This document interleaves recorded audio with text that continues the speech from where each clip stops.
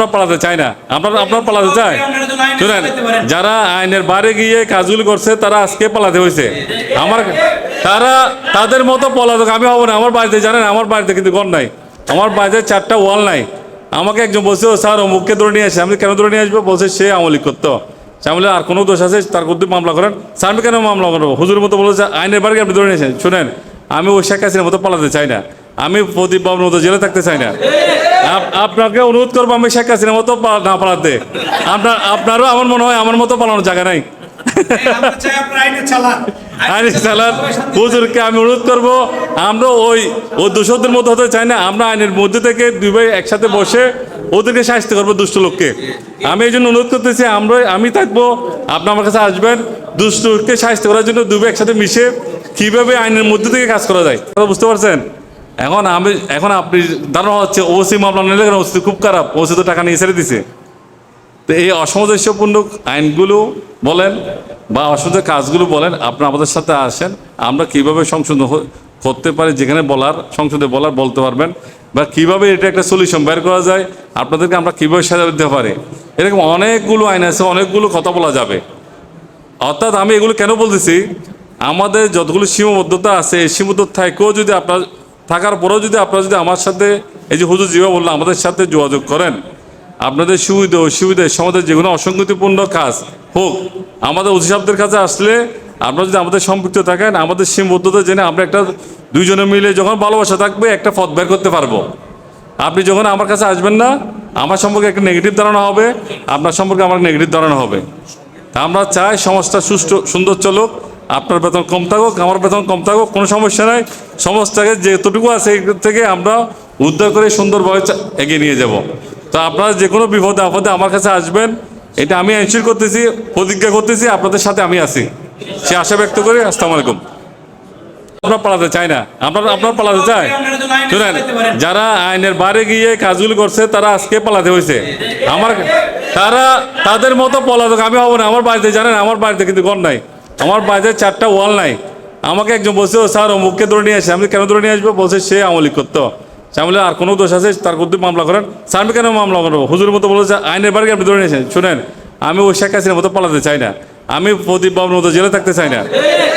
আপনাকে অনুরোধ করবো আমি শেখ হাসিনার মতো না পালাতে। আপনারও আমার মনে হয় আমার মতো পালানোর জায়গা নাই।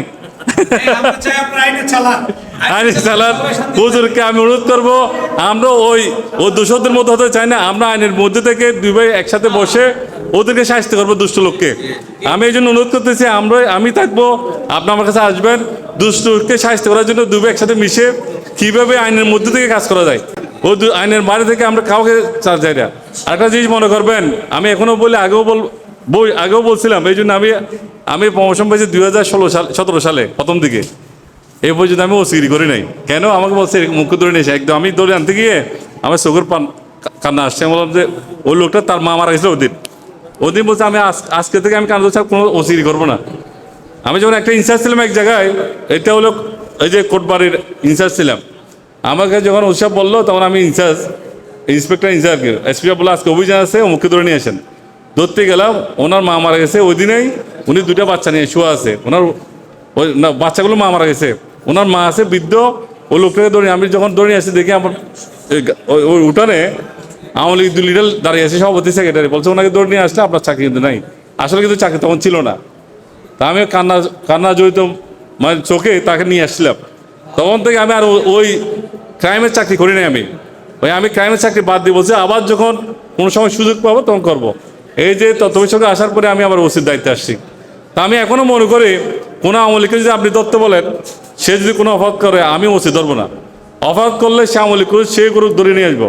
কিন্তু কোনো দল করা লোককে দল করছে এই দোষে আমি ধরে নিয়ে আসবো না ভাই। আমি ওপেন বললাম, আমার কাছে দল করে এটা কোনো অপরাধ না।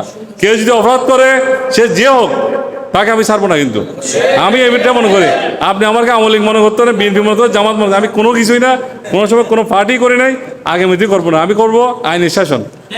যদি ভালো লাগে আমার সাথে থাকেন, আমার কাছে আসেন।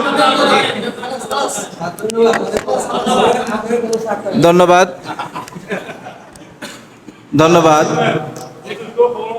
জনাব মুর্শিদুল আলম চৌধুরী, অফিসার ইনচার্জ সরাইল থানা। উনি অনেক সুন্দর কথা বলেছেন। আল্লাহ তাআলা আমাদের সবাইকে মানার বোঝার তৌফিক দান করেন। এই পর্যায়ে আমি আপনাদেরকে মনের অন্তঃস্থল থেকে ভালোবাসি। কেন জানেন? একটা কারণে, আপনাদের কোনো উদ্দেশ্য নেই। আপনাদের উদ্দেশ্য একটা সমাজকে সুন্দর করা। আপনাদের কোনো উদ্দেশ্য নেই এই যে গাড়ি কিনবেন, বাড়ি কিনবেন, এটা নিয়ে আমেরিকা বাড়ি করবেন, মালয়েশিয়া বাড়ি করবেন। এই সমাজে একমাত্র মনে করি এই যে পুলিশ আর হুজুর রায় নিঃস্বার্থ যদি শুধু সমাজের জন্য কাজ করে। আমরা যদি পুলিশ ভালো হয় আর কি, যদি ওই যে কোনো দলের লেজুবৃত্তি না করে, আমি কোনো দলের লেজুবৃত্তি পুলিশকে পছন্দ করি না। এই যে প্রদীপ বাবু ক্যারামেটিক মনে করেন, ওই যে আমাদের হারুন স্যার, এগুলো এগুলো কোনো পুলিশ না। এগুলো এর পুলিশ না। যারা আপনাদের মধ্যে হুজুর যেগুলো যারা ওই যে শেখ হাসিনাকে ওই যে দলীয় ভিত্তিক বললো আমি আওয়ামী লীগের, এটা কি ওলামা লীগও পুলিশ না, হারুন পুলিশ লীগও পুলিশ না। যারা এরকম কাঠপোটটা ওই যে কোনো কিছু ছাড়া, কোনো উদ্দেশ্য ছাড়া, কোনো স্বার্থ ছাড়া আপনারা যারা খাটছিলেন, আমরা যারা কষ্ট হয়েছিলাম, আমরা অরিজিনাল পুলিশ, আপনারা অরিজিনাল ইমাম সাহেব, ইমাম খতিব। তা আপনাদের সাথে আমি থাকতে চাই। আপনারাও একটু, আমি যদি কাঠখোট্টা হই, আমি যে একটু আপনাদের বকাও দিই, মনে করবেন আপনাদের জন্য অন্তঃস্থল থেকে আমার কিন্তু আপনারা সবাই আমার অন্তঃস্থলে আছেন, এটা মনে রাখবেন। আপনাদের সাথে বকাঝকা করে আপনাদের সাথে আছি, আপনারাও যদি বকাঝকা করেন আপনাদের সাথে আমি আছি, আপনারা করলেও আমি আছি আপনাদের সাথে। অনুরোধ করবো, আমি করলেও যে আপনারা আমাদের সাথে থাকেন। ঠিক আছে। ধন্যবাদ স্যারকে অনেক গুরুত্বপূর্ণ কথা বলার জন্য। এ পর্যায়ে আমাদের সামনে